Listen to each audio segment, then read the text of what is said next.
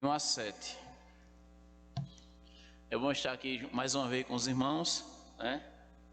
Com o presbítero, Sandro, e junto com os irmãos louvando o nome do Senhor, né? É um privilégio, é uma oportunidade que Deus nos dá para juntos engrandecer aquele que vive, né? Para todo sempre. Amém? Glória a Deus. Encontraram? Todos?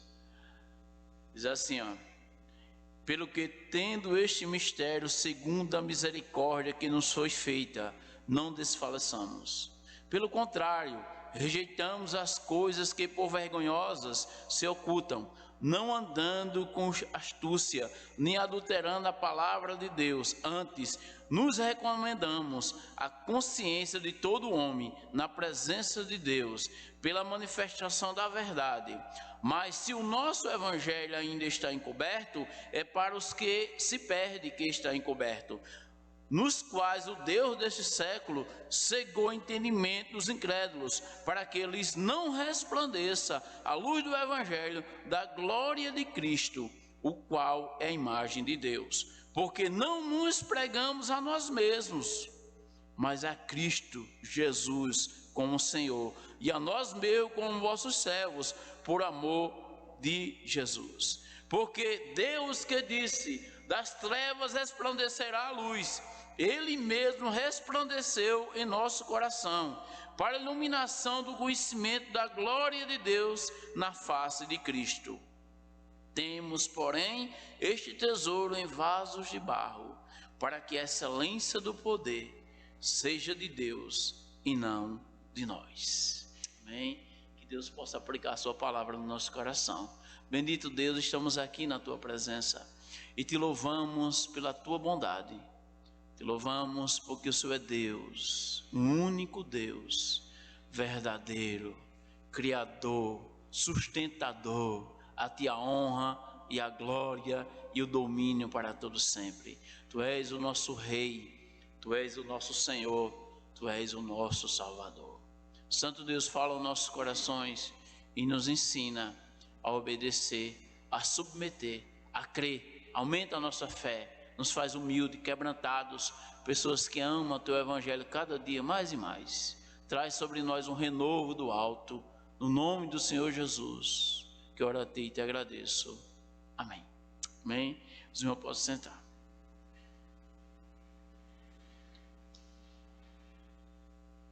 Eu costumo falar, geralmente, quando eu prego, que se tem uma coisa que eu gosto e que eu tenho buscado e que eu tenho desejo, é de compreender melhor o Evangelho.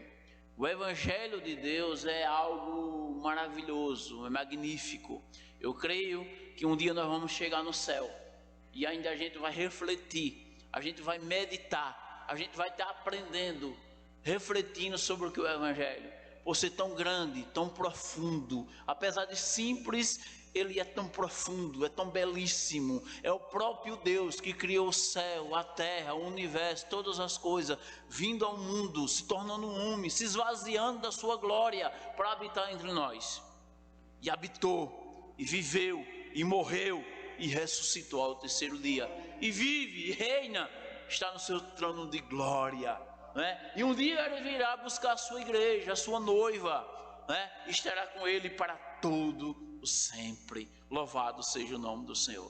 No entanto, a gente percebe que boa parte dos intelectuais dos nossos dias, os pensadores, eles não creem em Deus, ele não crê nesse Deus glorioso, nesse Deus todo-poderoso, que salva, que transforma, que liberta, que tem todo o poder, que tudo está debaixo do estrado dos seus pés, aquele que tem todo o poder. Os homens riem, os homens zombam dessa verdade. Ele no máximo que crê é num Deus, num Jesus histórico, que vê esse homem, esse mundo, que diz que é bom. Mas quando se fala na cruz, quando se fala na redenção, quando se fala na salvação, quando se fala no perdão dos pecados, quando se fala que o homem tem que se arrepender, se curvar diante desse Deus, os homens zombam. Os grandes intelectuais, os grandes pensadores, eles zombam dessa verdade, eles zombam da igreja, eles zombam de quem crê, eles zombam de Deus, porque eles não creem nessa verdade. E eles falam bonito, Quando eles discursam, o mundo aplaude. Os programas de TV o convidam. Quando tem grandes problemas para se discutir, eles chamam esse homem para discutir sobre esse assunto. Mas esses homens são ignorantes. Esses homens, eles não conseguem crer, eles não conseguem entender. Eles zombam de Deus, mas o mundo aplaude. Mas também quando eu olho também para os incrédulos, para os grandes intelectuais, os grandes pensadores, também olho para a igreja dos nossos dias, ou boa parte da igreja dos nossos dias, ou boa parte dos pastores, dos líderes dos nossos dias, que muitas vezes estão negando o evangelho. Muitas igrejas têm negado essa verdade. Muitos líderes têm negado essa verdade. Porque quando eu vejo as igrejas, elas fazendo eventos, grandes eventos, porque dizendo que fazendo grandes eventos vão salvar pessoas, vão atrair pessoas. Essas pessoas de alguma maneira estão negando o evangelho, porque o evangelho é o próprio Deus. O evangelho é o próprio Cristo sendo revelado. O evangelho é o próprio amor de Deus e a própria justiça de Deus sendo revelada. Mas muitas vezes nós esquecemos disso. Achamos que a nossa sabedoria, as nossas estratégias podem atrair pessoas, onde na verdade a palavra do Senhor diz que o evangelho é o poder de Deus para a salvação de todo aquele que crê. Outra coisa que eu fico muitas vezes chocado e abismado com a igreja é que muitas vezes até as pessoas vêm para o culto, e quando chega no culto está todo mundo lá, aí canta um hino, as pessoas se alegram, aí diz assim: se terminasse o culto agora eu já tinha recebido. Essa pessoa, eu creio que essa pessoa fala isso sem pensar, porque quando uma pessoa diz isso, ela não está entendendo o que é o evangelho. Ou quando as pessoas de alguma maneira, elas estão no culto com tantas coisas gloriosas, com tantas coisas belíssimas, para que a gente possa falar, para que a gente possa adorar o nosso Deus, porque Ele é o foco de tudo. As pessoas dizem assim, pregam, fala, e dizem assim: Deus está trazendo uma bênção, Deus vai lhe abençoar, tudo vai dar certo na sua vida. E de alguma maneira a gente está tirando o foco de Cristo, de alguma maneira a gente está tirando o foco do verdadeiro evangelho. Porque na verdade os dons, as vocações que Deus nos deu é para que o nome dele seja glorificado. Não é para que aqui as coisas que Deus nos dá é para a glória dele. Não é para que a gente possa se gloriar nos bens materiais e nem algum dom que a gente tenha, mas tudo que a gente tem deve ser usado para a glória de Deus. Sabe que até quando a gente vai comer, a gente coloca a comida no prato, e a palavra do Senhor diz que nós devemos dar graça pela comida. A Bíblia diz que tudo que você faça, tudo que o crente faça, ele tem que fazer para a glória de Deus, seja em palavra, seja em ação. Então quando a gente olha para o evangelho, quando a gente começa a observar a palavra de Deus, a gente percebe que na verdade o evangelho é uma revelação de Deus. O evangelho é Deus se revelando para nós. O evangelho é Deus se revelando como o Senhor da nossa vida, como o nosso Rei, como o nosso Salvador, que é digno de toda honra, de toda glória, de toda adoração. Então quando a gente cultua, quando a gente se reúne, na verdade a gente está aqui para dar toda honra, toda glória ao nosso Deus. A gente está aqui para reverenciar esse Deus que criou o universo, que morreu por nós, mas que vive e que reina para todo sempre. E muitas vezes perdemos o foco. Muitas vezes o nosso foco está nas nossas instituições. O nosso foco está em coisas grandiosas, mas quem é grande é Deus. Muitas vezes a gente perde o foco, porque na verdade as nossas energias, os nossos esforços, ele não está focado na direção do nosso Deus, mas ele está focado nas coisas materiais, ele está focado nas coisas seculares, ele está focado nos nossos próprios projetos. Mas de fato, tudo aquilo que fazemos deveria ser para a glória de Deus. Paulo escreve essa carta, a segunda carta aos Coríntios, e a igreja de Corinto era uma igreja muito complicada. A palavra do Senhor nos diz, quando a gente olha para a primeira carta, ela diz que eles tinham divisão. Diz que tinha um grupo que era de Apolo, outro grupo era de Paulo, outro grupo era de Pedro, outro grupo era de Cristo. Então a igreja é toda dividida. E quem evangelizou esses crentes foi Paulo. E essa igreja ela não gostava de Paulo. Paulo era rejeitado por essa igreja. Isso é uma coisa incrível, porque Paulo, ele quando prega para essa igreja, ele diz que essa igreja rejeitava. E Paulo passou 1 ano e 8 meses na igreja de Coríntios. pregando. A igreja que mais o odiava, a igreja que mais o rejeitava, era a igreja também que Paulo dedicou mais tempo. E é interessante que ele escreveu 2 cartas, e essas maiores 2 cartas do Novo Testamento foi direcionada àquela igreja de Coríntios. Isso me chama a atenção, que parece que a igreja que dava mais trabalho para Paulo foi a igreja que ele mais se dedicou, mais escreveu e mais passou tempo. Isso é um amor, né? Um chamado extraordinário. Mas quando a gente olha para a vida de Paulo, a gente percebe que a igreja de Corinto não gostava dele, da presença dele. Você lê isso em 2 Coríntios, no capítulo 10, versículo 10, quando diz assim: os Coríntios diz, as cartas com efeito, diz, são graves e fortes, mas a presença pessoal dele é fraca e a palavra desprezível. A igreja de Corinto não gostava de Paulo. Quando você lê o capítulo 10 de Coríntios, de 1 Coríntios, Paulo não recebia oferta da igreja de Corinto. Paulo não aceitava receber oferta da igreja de Corinto. Ele fazia tendas. E ele disse que fazia isso por causa da sua liberdade, porque ele tinha problema com a igreja de Coríntios. E é justamente nesse contexto que Paulo escreve uma carta que ela se perde, que diz que foi uma carta muito severa. E depois de que ele ouvir essa carta, aquela igreja se arrepende. E Paulo escreve a 2ª carta aos Coríntios, que seria a 3ª, nós chamamos de 2ª. E essa carta é uma carta pessoal. E nessa carta pessoal ele vai falar do seu apostolado. Mas não somente do seu apostolado, ele faz uma defesa do evangelho. E Paulo fala de sofrimentos tremendos. Quando você lê o 1º capítulo, Paulo diz que passou uma tribulação tão grande que ele diz que perdeu a esperança da vida. Paulo fala de dores, de angústia, de espinho na carne, de falsos apóstolos e de grande dificuldade. No entanto, Paulo diz que amava o evangelho, que era inegociável essa verdade. E é isso que ele coloca. Quando você olha para o capítulo 3, ele faz uma comparação do evangelho, ou da lei do Senhor, do ministério da lei do Antigo Testamento. E ele diz que esse ministério foi glorioso, ao ponto que Moisés, quando subiu para o monte para escrever a lei, a tábua da lei, diz que quando ele desce, diz que o povo não conseguia contemplar o rosto dele, porque diz que brilhava, e diz que tiveram que botar um véu no rosto de Moisés. Você encontra isso no capítulo 3. Capítulo 3, do versículo 7 até o 11.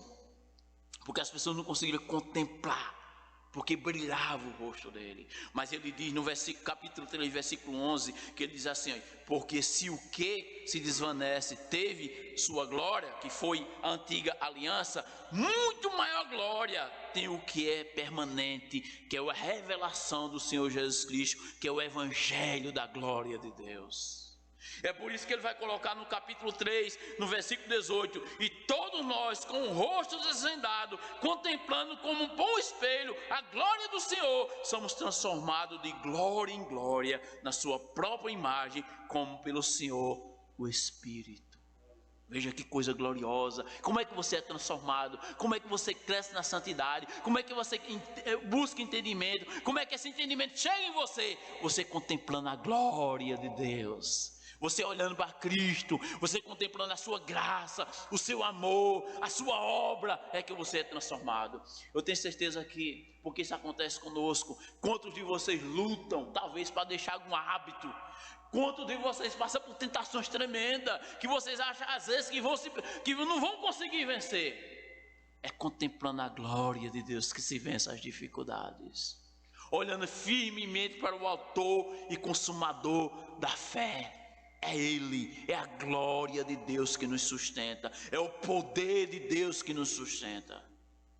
Isso é interessante, porque poucos enxergaram isso no Antigo Testamento, e hoje poucos também têm enxergado a glória de Deus na face de Cristo. Quando você olha para o livro de Mateus, no capítulo 16, o Senhor Jesus ia com seus discípulos. E uma certa vez o Senhor Jesus perguntou para ele: o que é que ele diz que eu sou? O que é que vocês acham que eu sou? O que é que as pessoas comentam?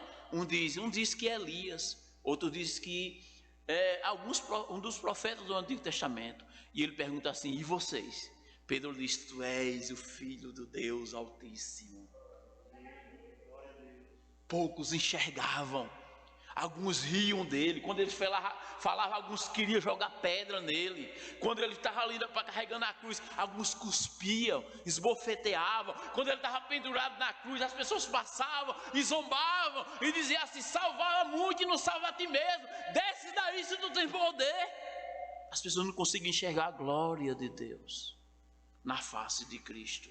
Mas a gente vê Simão, em Lucas, diz que Simão estava ali no templo, e diz que quando Jesus veio bebezinho, ele pegou Jesus e disse: eis que eu vejo a minha salvação. Alguns enxergaram. Mas eu digo para você, meu irmão, você é crente, você é filho de Deus, e você precisa ver a glória de Deus, você precisa ver o poder de Deus, você precisa contemplar o Senhor, para que você possa vencer. Porque muitas vezes a gente está tão entretido com as coisas deste mundo, a gente vem para a igreja não para contemplar a glória de Deus, a gente vem para a igreja não para olhar para Cristo, mas muitas vezes a gente está preocupado com tantas coisas, e a gente só vê defeito, só vê dificuldade, só reclamam, é porque a gente não está focado na glória de Deus. É isso que acontece. Também tem outro fato interessante, que disse, a gente encontra isso em Lucas, a gente encontra também em Marcos, a gente também encontra em Mateus. Diz que Jesus foi crucificado no meio de dois malfeitores, e diz que eles blasfemavam, ambos xingavam, as pessoas passavam e zombavam, mas de repente um deles olhou assim e disse: nem ao menos tu temes a Deus? Este é um homem justo. E ele olhou assim e disse: lembra-te de mim quando tiveres no teu reino. E Jesus disse: hoje mesmo estarás comigo no paraíso. Aquele ladrão, de alguma maneira, ele viu algo diferente de repente. Ele viu a glória de Deus na face de Cristo. Sabe por que muitas vezes a gente não consegue ver a vida cristã? Sabe por que muitas vezes a gente não tem esse vigor? Porque a gente não consegue contemplar a beleza do Senhor. Sabe, as pessoas se alegram em tantas coisas. Eu fico admirado com o que acontece hoje com a igreja, e aí eu fico dizendo: tem alguma coisa errada com a igreja? Não é possível que as pessoas se alegram muito mais quando as pessoas pregam e dizem assim: você vai receber sua bênção. Aí tem gente que chora e grita e não consegue se alegrar em Cristo, não consegue se alegrar na graça do Senhor, não consegue se alegrar quando diz assim: ele morreu por você, ele te salvou, você ia para o inferno, ele te salvou. Tem gente que não consegue se alegrar com isso, mas consegue se alegrar quando diz assim: ó, Deus está dizendo que vai lhe dar um carro, vai lhe dar um emprego. As pessoas conseguem se alegrar, mas não conseguem se alegrar no seu Salvador, na graça do Senhor. Não, irmão, isso não é avivamento. Tem alguma coisa errada conosco. A nossa alegria, a palavra do Senhor diz: a alegria no Senhor é a nossa força. Aí a gente fica, a igreja está fria, a igreja está desanimada. Está mesmo. E por que está? Porque muitas vezes a gente está com o foco errado. O nosso foco está errado. O nosso foco tem que ser Cristo. A nossa alegria tem que ser o Senhor. Mas muitas vezes perdemos o foco. É isso que acontece. Nós devemos nos alegrar na graça de Deus. Oh, que graça maravilhosa! Ah, que coisa maravilhosa é saber que meus pecados foram perdoados. É saber que a morte não me mata mais. É saber que Deus, um dia eu vou me encontrar com o meu Senhor. É saber que Ele está comigo.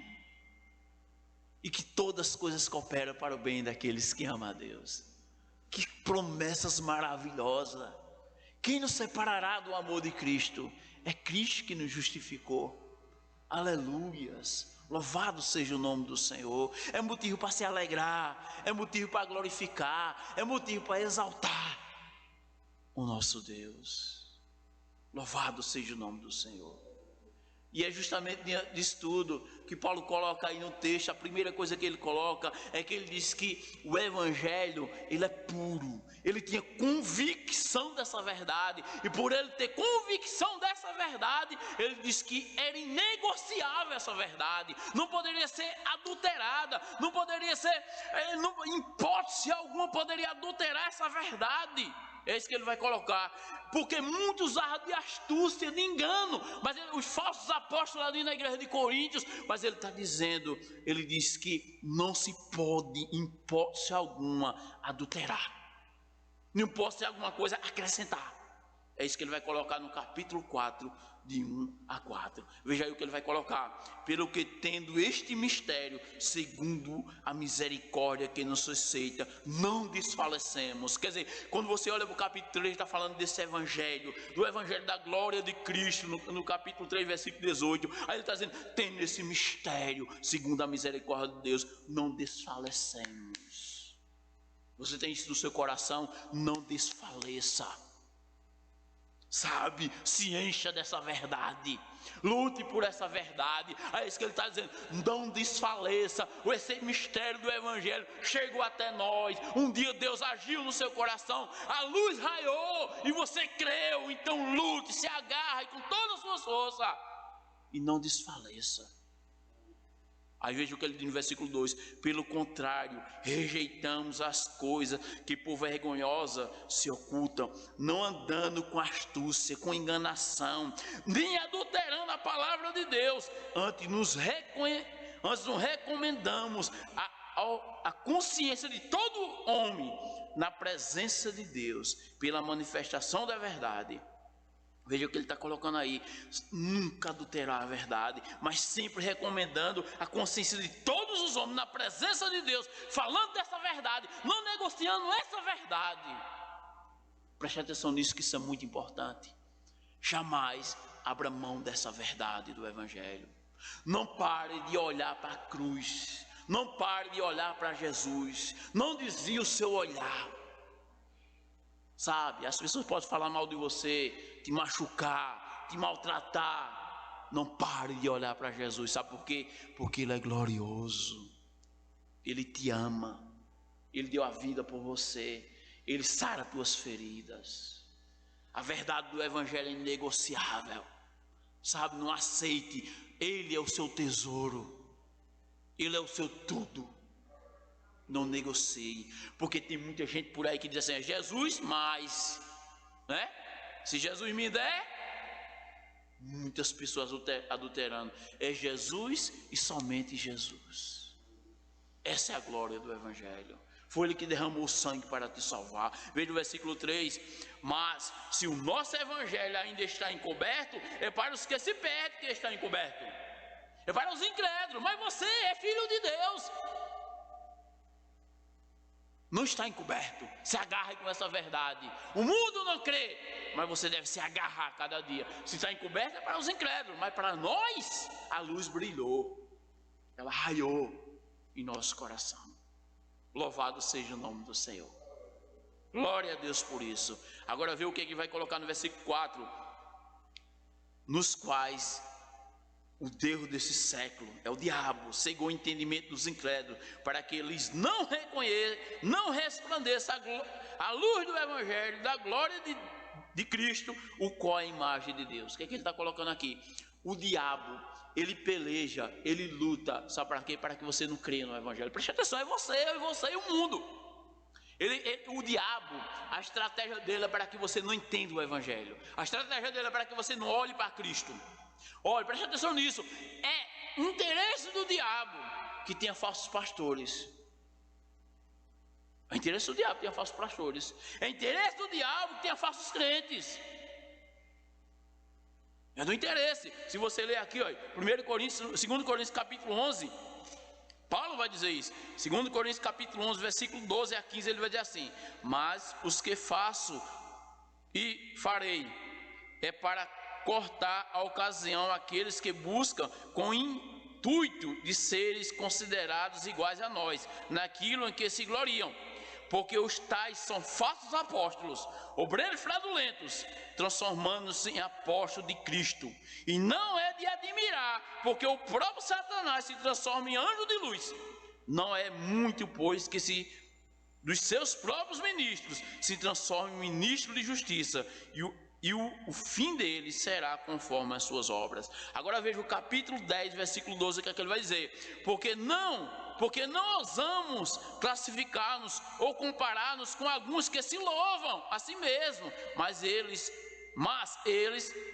medindo-se consigo mesmo e comparando-se comigo mesmo, revelam insensatez. Ele está dizendo que aqueles falsos apóstolos, aquelas pessoas que estão infiltradas na igreja, pregavam falso evangelho, e eles pregavam, sabe o que? Para se louvar a si mesmo. E ele chama eles a se admirar que muitos, né, se transformam até em anjos de luz para enganar. Parece ser ministro verdadeiro, mas o verdadeiro evangelho, nós sabemos quem é de fato de Deus, aquele que prega o evangelho, aquele que prega a verdade, aquele que anuncia Cristo. Esse pertence a Deus. Por isso que temos que estar com os olhos atentos, a nossa alegria no Senhor. É isso que precisamos entender. E estamos atentos a esta verdade, a verdade do evangelho. A segunda observação é que pregamos a Cristo Jesus, e pregamos a Cristo como Senhor de nossas vidas, e a nós mesmos como seus servos. Isso é o que ele vai dizer no versículo 5, porque não nos pregamos a nós mesmos, não, mas pregamos a quem? A Cristo Jesus como Senhor, e a nós mesmos como vossos servos, por amor de Jesus Cristo. A mensagem do evangelho é o próprio Cristo sendo revelado, é isso que ele está dizendo. O que é o evangelho? É Cristo vindo até você, se revelando, mostrando o seu amor, mostrando a sua glória, mostrando a sua justiça, alegrando o seu coração, lhe dando esperança, mostrando que ele te perdoa. Então nós pregamos a Cristo como Senhor, Salvador, o nosso Rei, e a nós mesmos como seus servos. A glória dele, a honra é dele, e nós somos servos. Agora eu vejo o versículo 7. Temos, porém, este tesouro em vasos de barro, para que a excelência do poder não seja, para que a excelência do poder seja de Deus e não de nós. O que ele está dizendo? Ele está dizendo que nós somos pó. Ele está dizendo que nós somos barro. É por isso que ele está dizendo que nós pregamos a quem? A Cristo como Senhor, e a nós mesmos como sócios, servos. Veja que coisa tremenda.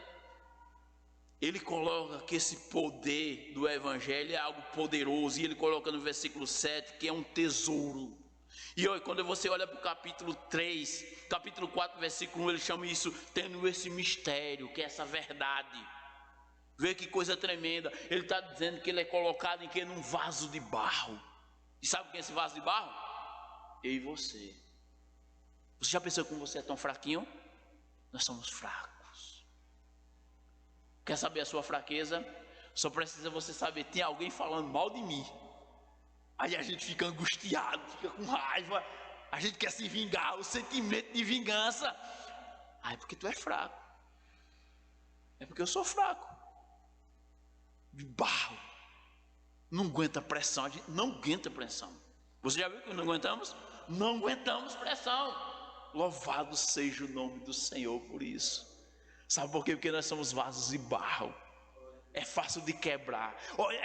O nosso entendimento do evangelho é pequeno, porque na verdade tudo isso é para a glória de Deus. Ele não fez vaso de barro, ele não fez fraco, para a glória de Deus. Você tem medo, você se assusta, você pensa que tudo vai acabar, é porque você é de barro. Mas o poder de Deus está em você. É o evangelho, essa verdade na tua mente, no teu coração operando. E você não desfalece, apesar de ser fraco. Você não desfalece. Quantas vezes na minha caminhada eu disse: é o fim, estou aqui. Sabe por quê? Porque o poder de Deus opera na fraqueza. Louvado seja o nome do Senhor, né? Como é lindo o evangelho. Agora vê o que é que ele vai colocar no versículo 8 e 9. Em tudo somos atribulados, porém não angustiados, perplexos, porém não desanimados, perseguidos, porém não desamparados, abatidos, porém não destruídos, levando sempre no corpo o morrer de Jesus, para que também a sua vida se manifeste no nosso corpo mortal. Glória a Deus. Glória a Deus, irmãos. Glória a Deus por isso. Porque eu tenho medo. Tem hora que eu tenho medo, sabe? Eu olho para a minha família assim, em situações difíceis, eu fico com medo. Eu olho para a igreja, na dificuldade difícil, eu tenho medo. Mas no meu instante eu posso olhar para o evangelho e dizer assim: Senhor, eu sou tão fraco. Mas a verdade que o Senhor colocou em mim tem me sustentado. Sabe? Tem gente que se levanta, sabe? Tem gente que machuca, não é? Machuca, né? Quantas vezes se sentiu machucado? Mas ele sara. Sabe? Essa verdade sara. Ela restaura. Muitas vezes ele vai quebrar. Mas essa verdade vai restaurar, porque ela é preciosa. Essa verdade que está em você é preciosa, apesar de você ser fraco. Sabe, você tem alguma fraqueza, você tem medo, você tem alguns hábitos que você gostaria de mudar. Você luta, e às vezes você parece que não vai conseguir. Mas Deus tem te sustentado. A verdade do Evangelho está na tua mente, no teu coração. Eu sei, vocês passaram por um momento muito difícil na caminhada, mas o Evangelho da glória de Deus tem sustentado.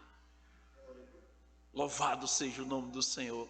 Isso é maravilhoso, sabe? Isso é glorioso. Porque tem hora que parece que vai acabar, vai desmoronar tudo, mas Deus renova. Eu acho glorioso quando o apóstolo Paulo disse que ele foi arrebatado até o terceiro céu. Rapaz, que coisa maravilhosa. Se alguém fosse arrebatado até o terceiro céu, não ia ter pregação domingo. Ele ia contar o testemunho. Provavelmente eles vão contar o testemunho. Uma bênção dessa, falar sobre o céu. Mas quando ele pisou na terra, foi posto um espinho na carne, mensageiro de Satanás. E ele disse que humilhava, esbofeteava ele. E ele clamou ao Senhor. E o Senhor disse: a minha graça te basta. Tu é fraco, Paulo, tão angustiado, mas a minha graça te basta. E Paulo vai dizer: e ainda mais eu me gloriarei no Senhor, porque quando eu estou fraco é que eu sou forte. E sabe o que é forte? É o Evangelho em mim, não sou eu não. É a verdade de Deus em mim. É isso que ele está colocando. Tendo, porém, este tesouro em vasos de barro, para que a excelência do poder seja de Deus e não de nós. Que coisa linda, que coisa maravilhosa. Terceiro, para que resplandecesse essa glória no seu coração, na sua vida, Deus operou um poder maravilhoso. Deus operou um milagre extraordinário na sua vida. Veja aí o versículo 6. Porque Deus que disse: das trevas resplandeça a luz, Ele mesmo resplandeceu em nosso coração para a iluminação do conhecimento da glória de Deus na face de Cristo. Olha que coisa linda esse versículo. Paulo, quando ele olha para tudo isso aí, essa grandeza do Evangelho, ele faz uma citação de Gênesis capítulo 1, versículo 3. Quando Deus disse assim: e haja luz, e houve luz. Aí ele diz assim: das trevas resplandeça a luz. Versículo 6. E Ele mesmo resplandeceu em nosso coração. Já pensou o que é isso? Meu irmão, que milagre é esse? Você está aqui? É espantoso você estar aqui. Não era para você estar aqui, humanamente falando. Deus operou um milagre grandioso. Grande era as trevas que estavam no nosso coração. A gente não entendia, a gente não compreendia, a gente não tinha desejo, a gente não gostava. Deus fez um milagre. Ele fez resplandecer em nosso coração. Ele mesmo resplandeceu em nosso coração. E de repente a gente começou a gostar. A gente começou a enxergar. A gente começou a tomar gosto pelas coisas de Deus. A gente começou a adorar. A gente começou a fazer parte do povo de Deus. A gente começou a ter prazer nas coisas de Deus. Porque a luz brilhou. A luz brilhou, irmãos. É motivo para se alegrar. É motivo para celebrar. Porque a luz brilhou no coração, a luz brilhou em nossas vidas, e hoje nós temos vidas em Cristo.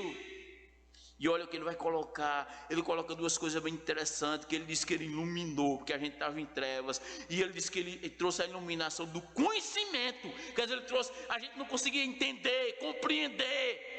Aí ele diz que ele trouxe a iluminação do conhecimento da glória de Deus na face de Cristo. A gente conseguiu ver a beleza de Cristo. A gente conseguiu ver a beleza do sacrifício de Cristo, a gente conseguiu ver a obra dele e se alegrar, porque ele nos trouxe entendimento, ele fez esse milagre, ele deu vida porque você estava morto, e brilhou a luz do Senhor. Que coisa gloriosa, saber que o Evangelho está em mim, que tesouro eu tenho. Pedro disse que nós não fomos comprados nem por ouro, nem por prata, nem por coisa incorruptível, mas fomos comprados pelo precioso sangue de Jesus Cristo. Nós somos deles, irmão, nós somos dele, comprado por ele, e foi colocado em nós um tesouro, esse entendimento da graça de Deus. Que coisa gloriosa, que coisa rica, que nada neste mundo, nada é comparável. O Evangelho da glória de Deus está em mim, está em você. Deus operou o milagre, louvado seja o nome do Senhor. Você é um milagre, meu irmão, na mão do Senhor. Louvado seja o nome do Senhor por isso. Deixa eu fazer algumas observações, meu irmão. A primeira coisa, irmãos, quando eu olho para tudo isso, eu me alegro muito, porque eu fui uma pessoa que sofri muito no começo da minha fé. Eu me senti totalmente perdido, e era como se eu tivesse caído no inferno em alguns momentos. E Deus, pela sua infinita graça, pelo seu infinito amor, Ele fez um milagre. Eu sou grato, muito grato a Deus. Teve um momento na minha vida que eu disse: Senhor, se o Senhor me desse fé, se o Senhor me desse certeza, eu tinha inveja de alguns irmãos, eu seria um homem mais feliz, porque eu me sentia totalmente perdido. E Deus, segundo a sua misericórdia, segundo a sua graça, Ele começou a operar em mim e me deu fé. É algo precioso crer no Senhor, é algo precioso crer no Evangelho. Nada é comparado, nada é comparado. E uma coisa que eu coloco, irmão, será que de fato as pessoas têm acreditado nesse Evangelho como ele é? Será se de fato boa parte dos pastores têm acreditado, boa parte dos grandes líderes têm acreditado nessa verdade? Será se boa parte das igrejas no geral tem crido nessa verdade? Porque eu me espanto com a igreja, eu me espanto com alguns líderes que tem um momento tão glorioso de falar sobre Cristo, sobre o Evangelho, sobre essa verdade, aí chega nos púlpitos e diz assim: Deus está te dando um carro, Deus está te curando, tu vais prosperar. Onde nós temos algo tão glorioso, tão belíssimo para se alegrar. Isso é muito triste. Tem pessoas que se alegram muito mais nos dons, tem pessoas que se alegram muito mais nas coisas que Deus dá do que no próprio Senhor, no próprio Salvador. O Evangelho é para a glória de Deus. Atos nos diz assim, no livro de Atos: nele vivemos, nele nos movemos, nele existimos. Irmão, você não respira se não for pelo poder de Deus. Você não caminha se não for pelo poder de Deus. Você só está vivo por causa da graça de Deus. É motivo para se alegrar, para dizer: Senhor, obrigado, Senhor. Ele disse: eu sou o caminho, eu sou a verdade, eu sou a vida. Aí as pessoas ficam apegadas a pequenas coisas, a bobagem, é feito um menino, sabe? Não, meus irmãos, tudo isso é passageiro. O melhor de Deus é o próprio Deus para nossas vidas. Tem pessoas: o melhor de Deus vem, não, o melhor já veio, é o próprio Jesus em nossas vidas. Já está aqui. Mas sabe qual é a nossa dificuldade? É porque muitas vezes não conseguimos contemplar a glória de Deus na face de Cristo. Não conseguimos ver a sua glória, a sua beleza, a sua graça. Aí a gente coloca Ele em segundo plano. Ele é a nossa graça, Ele é a nossa alegria, Ele é o nosso Senhor, Ele é o nosso Salvador. Quem é que queria ir para o céu aqui se Jesus não estivesse lá? Quem é que queria? Quem é que queria ir para o céu se Jesus não estivesse lá? O céu é Jesus. O céu sem Jesus não é céu. A igreja sem Jesus não é igreja. A igreja é a noiva de Cristo. Igreja é só igreja por causa do noivo. A beleza da igreja está no noivo. A beleza da noiva está no noivo. A beleza da igreja está porque Cristo está nela. E Apocalipse capítulo 3 e 20, Jesus disse: eis que estou à porta e bato. Parecia que a igreja não queria deixar Jesus entrar. Parafraseando, era como se todo mundo, as pessoas se alegrassem com tudo, menos com Cristo. Menos em Cristo. Isso é estranho, irmãos. Quando as pessoas dizem assim: olha, vamos fazer um evento na igreja, e todo mundo se mobiliza, se alegra por causa do evento, mas não consegue se alegrar na sua vida de oração, não consegue se alegrar na leitura da palavra, não consegue se alegrar adorando ao Senhor, não consegue se alegrar na pregação verdadeira da palavra. Isso significa que você está frio espiritualmente, porque o Espírito Santo de Deus, ele veio para glorificar o Filho. Quem é cheio do Espírito Santo de Deus se alegra no Filho. Ele veio para honrar o Filho.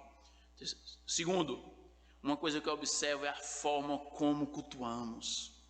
Muitas vezes a forma como se cultua, na maneira geral que a gente olha para a igreja, mostra a decadência, a falta de espiritualidade da igreja, porque muitas vezes a pessoa se reúne não para adorar a Deus, mas a pessoa se reúne com interesses pessoais. Meus irmãos, preste atenção nisso. Vir cultuar a Deus com interesses pessoais, isso é desonrar a Deus. Porque culto é uma prestação de serviço a Deus. Você não vem para receber, você vem para oferecer. Esse é o sentido. Estou aqui, Senhor, apresentar vossos corpos como sacrifício vivo, santo e agradável a Deus, que é o vosso culto racional. Este é o sentido de adorar a Deus. Este é o sentido. Eu olho para a igreja e eu fico imaginando quando alguém vem pregar e diz assim: você vai receber, Deus está lhe dando, e a igreja, as pessoas gritam. E quando se prega sobre o evangelho, as pessoas ficam lá tristes. Eu digo que tem alguma coisa errada com a igreja. Não pode, isso não pode acontecer. Isso não pode. A nossa alegria é no Senhor. Isso não pode, irmão, isso é desonrar. Isso é pecado, isso é idolatria. Nós adoramos e honramos nosso Deus. Este é o sentido da palavra. E por último, irmãos, sempre que você se sentir triste, desanimado, sem alegria no Senhor, sem vontade para adorar, sem vontade para buscar a Deus, sem vontade de cultuar, clame ao Senhor e diga: Senhor, me ajuda, Senhor. Alegra meu coração, Senhor. Me ajuda a olhar para o Senhor. Me ajuda a contemplar a tua glória. Me ajuda a me curvar diante de ti, Senhor. Para que eu possa te adorar, para que eu possa te honrar, para que eu possa te glorificar. Me perdoa, Senhor, porque eu estou com o coração frio, Senhor. Para que eu possa te dar toda a honra e toda a glória. Essa deve ser a oração da igreja. Essa deve ser a nossa oração. Olhe para as 7 cartas de Apocalipse. O Senhor Jesus está exortando a sua igreja ali. E ele vai dizer o seguinte: olha onde caíste e arrepende-te. E nenhuma vez que a igreja está ali, está em pecado, que tropeçou, nenhuma vez ele vai dizer assim: faça um evento, convida um cantor famoso, convida um pregador famoso, faça um evento para animar a igreja. Nenhuma vez ele vai dizer isso. Ele vai dizer assim: olha onde caíste e arrepende-te. Pode ler lá, nas 7 cartas. O que o Senhor Jesus está nos ensinando? Quando a gente se sente frio, desanimado, Ele está dizendo assim: arrepende-te. Vê onde caíste. Você não consegue contemplar a face de Cristo. Você não consegue olhar para Cristo. Você não consegue se alegrar nele. Arrepende-te. Clama ao Senhor para que Ele aqueça o teu coração. Porque a verdadeira alegria é no Senhor. Não é nas coisas daqui. Deixa eu concluir com esse versículo. 2 Coríntios, no capítulo 3, versículo 18. E todos nós, com o rosto desvendado, contemplando como por espelho a glória do Senhor, somos transformados de glória em glória na sua própria imagem, como pelo Senhor, o Espírito. É assim que você é transformado. É assim que você se enche da glória de Deus. É assim que você é renovado. É assim que você recobra vigor espiritual, contemplando a glória de Cristo. Que o Senhor nos abençoe e que o Senhor nos ajude, e que de fato o Senhor possa alegrar nossos corações, e que possamos olhar para Ele e encontrar a verdadeira alegria espiritual, no nome do Senhor Jesus.